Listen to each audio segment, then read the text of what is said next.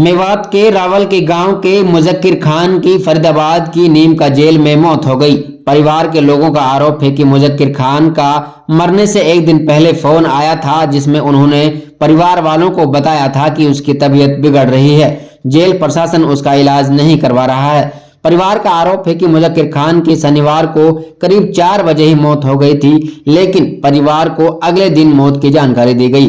आरोप है कि स्थानीय पुलिस द्वारा भी परिवार को मौत की सूचना नहीं दी गई। जानकारी के अनुसार परिवार के लोगों ने बताया कि मुजक्किर खान के छोटे छोटे 3 बच्चे हैं। करीब 2 महीने पहले उसको नशा तस्करी के आरोप में पलवल जिले की पुलिस गिरफ्तार करके ले गई थी। 9 फरवरी को मुजक्किर खान की जमानत होनी थी। परिवार के लोगों ने सरकार से मुजक्किर खान के छोटे छोटे बच्चों को आर्थिक सहायता और उनकी पढ़ाई की भी मांग की है।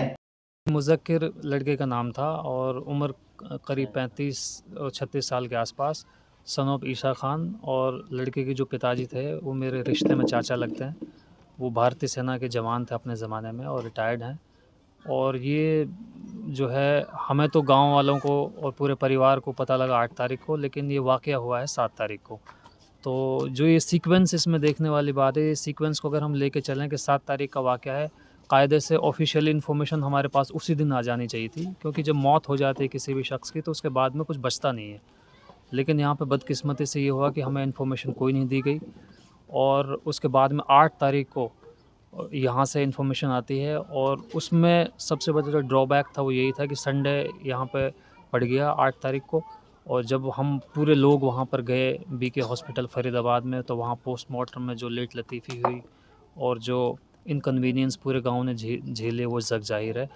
और उससे पहले यहाँ पर ये भी बताना लाजिम है कि जो यहाँ पे नीम का थाना में जिस तरह से मुज़क्किर वहाँ पे पहले से ही एक तरह से कैदी की हैसियत से मौजूद थे, लेकिन कैदी के भी कुछ राइट्स होते हैं, कॉन्स्टिट्यूशनल राइट्स होते हैं।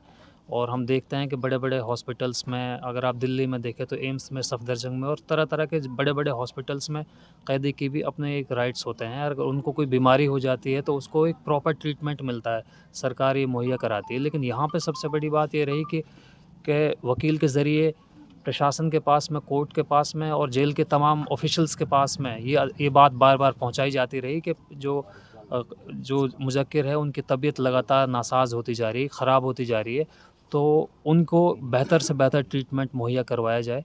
लेकिन यहाँ पर तमाम बातें उनकी दरकिनार की गई, नज़रअंदाज की गई और उनको प्रॉपर ट्रीटमेंट नहीं दिया गया। अगर उनको प्रॉपर ट्रीटमेंट मिल जाता तो मेरा ख़्याल है उनकी जान बच जाती और आज वो हमारे बीच में होता है।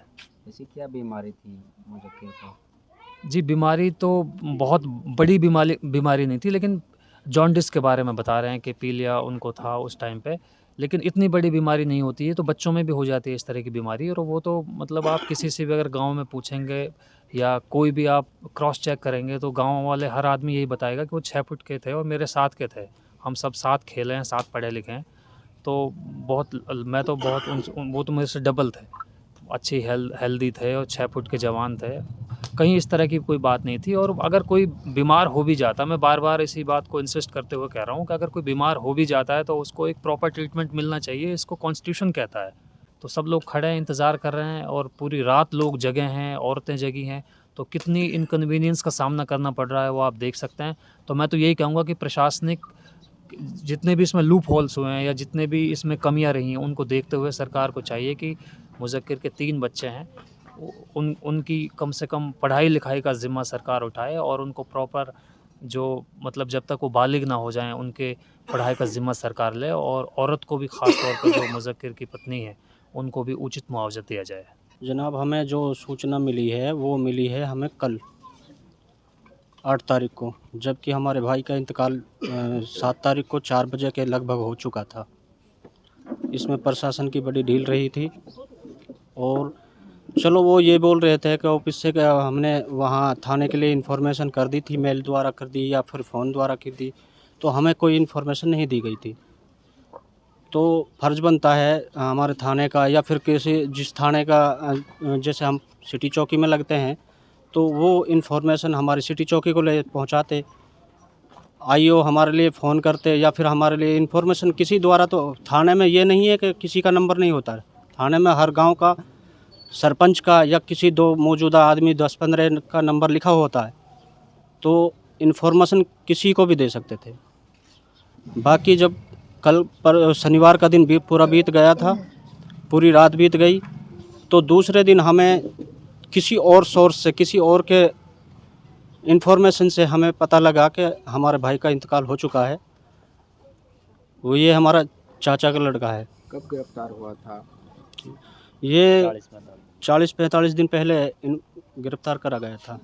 इसका छोटा भाई है जो, वो इसके पास मिलने गया था एक दिन पहले, तो उन्होंने वहाँ पे कोई उससे मिलने नहीं दिया। तो 2 दिन पहले इससे बात भी हुई थी। उन्होंने ये बोला था कि मेरी कुछ तबीयत ख़राब सी हो रही है। पता ना क्या इन्फॉर्मेशन थी, उन्होंने यही कहा था कि भाई ये मेरी तबीयत ख़राब हो रही है, प्रशासन में यहाँ पे कोई मेरी सुनवाई नहीं कर रहा है। बार बार कहने पर एक ट्रीटमेंट के लिए एक टैबलेट एंटीबायोटिक दे दी जाती है और उस पे झांसे में छोड़ दिया जाता है। मुझे बार बार दिक्कत हो रही है। प्रशासन ने पूरी लापरवाही की हुई है कि मुझे ना तो हॉस्पिटल तक ले जा रहे हैं, ना कुछ हो रहा है।